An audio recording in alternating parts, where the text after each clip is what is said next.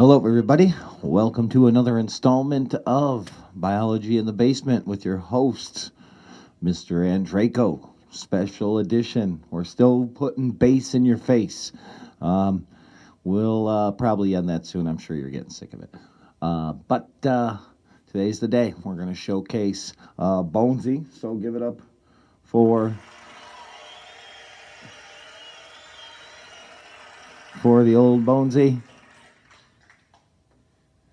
He's gonna bear it all today. I guess I'll just use this regular mic stand over here, as a mic stand. I guess it'll have to work well enough to hold this microphone while we go over Bonesy.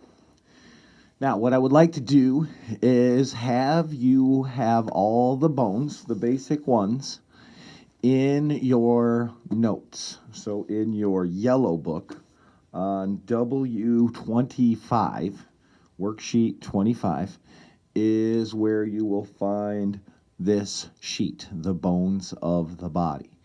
And so I want you to use this.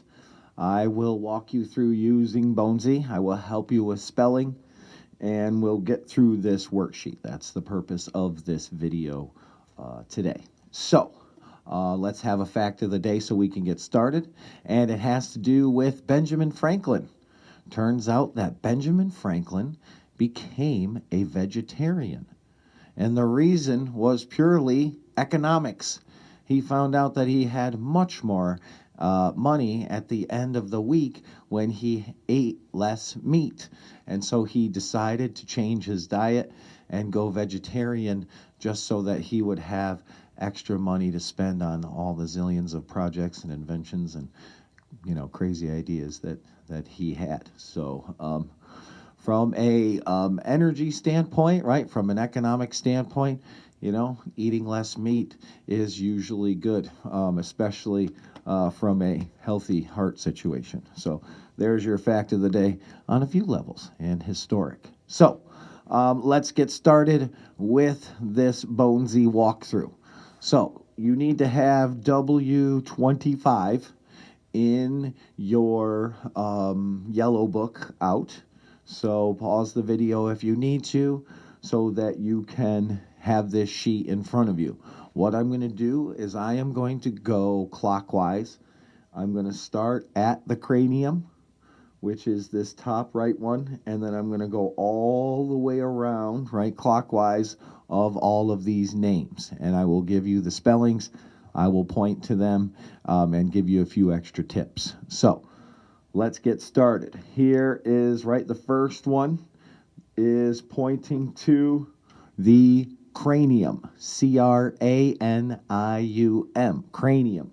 This is actually made up of like 6 bones, I think, that, as we have said, are fused together by immovable cranial joints. But when you get to college, you can learn all about your maxilla and some of these other ones like the occipital process and stuff. But anyways, let's move on. Working our way down, we are pointing to what is referred to as the cervical vertebrae. The bones of your neck are your cervical vertebrae. That is C-E-R-V-I-C-A-L, cervical vertebrae. So that's this first section right here. Okay, next one is the clavicle, your collarbone, right here as it's normally referred to. This third one down here is the clavicle, C-L-A-V-I-C-L-E, clavicle. Next one down is pointing to your upper arm bone. Your upper arm bone is referred to as your humerus, H-U-M-E-R-U-S. Sorry, Frank. All right, let's see. Below that, it is pointing to the vertebrae that make up your rib cage. This is called the thoracic basket sometimes. And so the vertebrae that are the base of the thoracic basket are called thoracic vertebrae. That is spelled T-H-O R-A-C-I-C. And then, of course, vertebrae is V-E-R-T-E-B-R-A-E, if you didn't know that already. Okay, next one down after the cervical vertebrae is pointing to the lower back. These bones here of the lower lumbar region are called lumbar vertebrae. So it's just L-U-M-B-A-R. Lumbar vertebrae are these here. All right, next one below that is pointing to the ilium.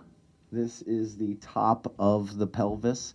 You can just really write pelvis if you would like. I'm not going to get too specific into the ilium and the ischium, but this would be pelvis. Ilium is the top part. Next one down. Maybe we'll have Bonesy moon you.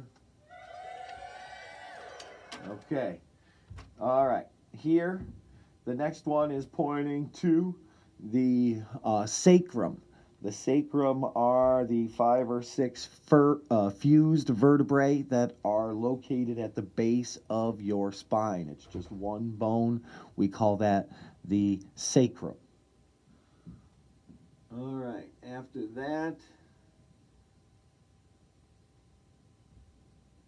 next line down, if you can't tell, is pointing to the tailbone, but we call that the coccyx, C-O-C-C-Y-X, coccyx. Okay, Bonesy, back around.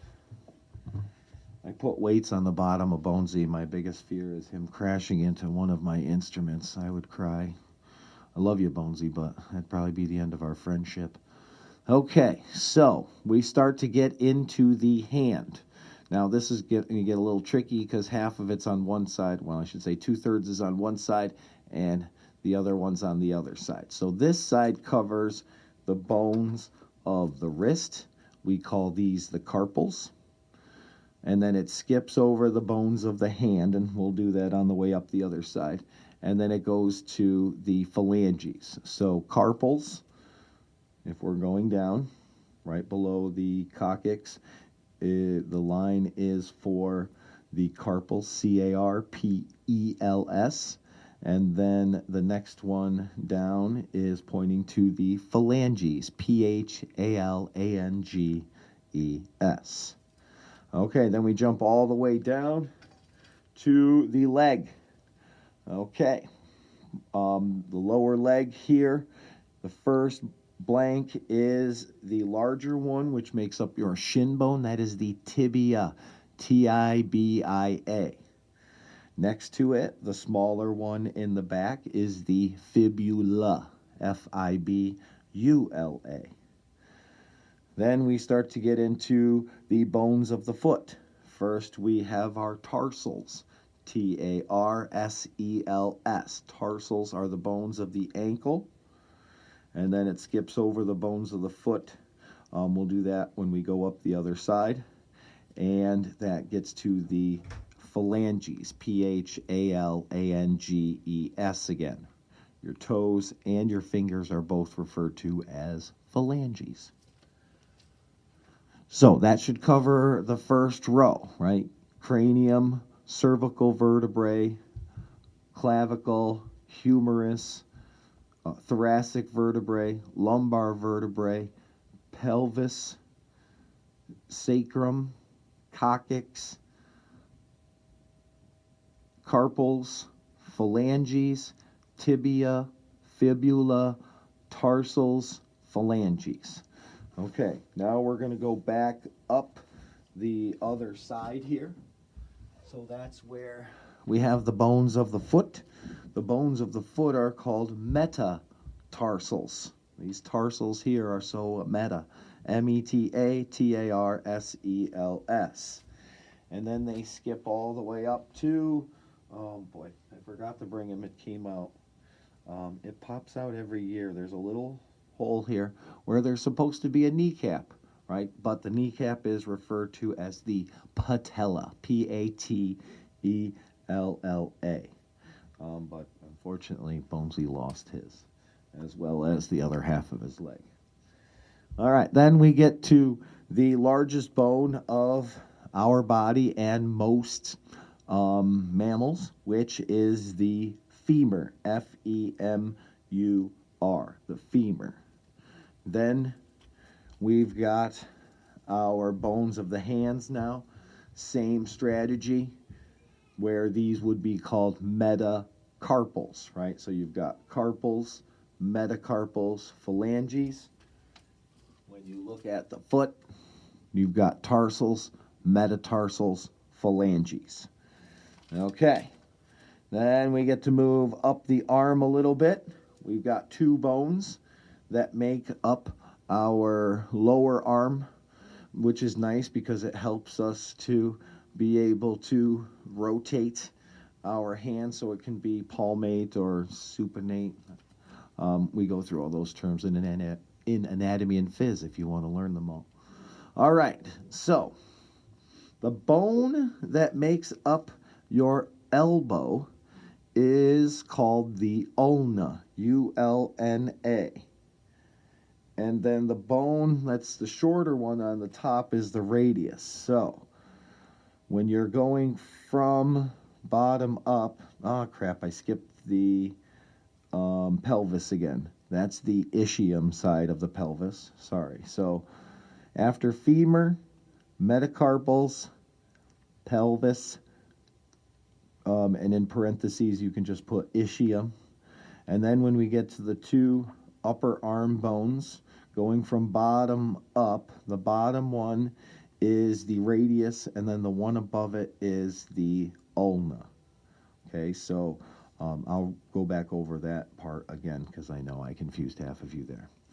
But just so you know, when you're looking at the skeleton or just looking at your arm while you do this, right, your ulna is your elbow, okay? And then your radius is the one that sits on top. And that's what helps to allow, as you can kind of see, Bonesy can open his palm and do that with the help of the twisting of these two bones. Also, just to give you a little piece of information, right? The reason why the funny bone is when you break this joint right here, you leave a nerve exposed. And if you get hit right in that spot, there's a nerve right there. And that's what sends that pins and needles all the way down your hand, is an ulnar nerve. Okay. Digression aside. The next one up from the ulna, technically, would be your sternum. The sternum is about 6 bones that make up your, chest plate or breastbone. We'll call it the sternum. Okay, that's this one, of course, attached to your ribs by the cartilage that we mentioned the other day. Last one on your list here is the scapula. Your shoulder blades are called the scapula, S-C-A-P-U-L-A. Okay. Some other bones to point out before I finish that I would also like you to include, since you have a little bit of space on the top. A couple interesting bones here is this guy right here. This is the only bone that is not attached to another bone. It is called the hyoid bone. Okay, this is the hyoid bone, so right across from there you could put a little line, H-Y-O-I-D, hyoid bone. Now this one's cool because it is the base or anchor of your tongue, but it is not connected to another bone. It is just kind of connected to other muscles in your throat. This is also commonly used to identify people who have died through strangulation or hanging or things like that. So it's a forensics tool. Another one I would like you to have on your list right above that is pointing to the jawbone. The jawbone is known as your mandible, M-A-N-D-I-B-L-E.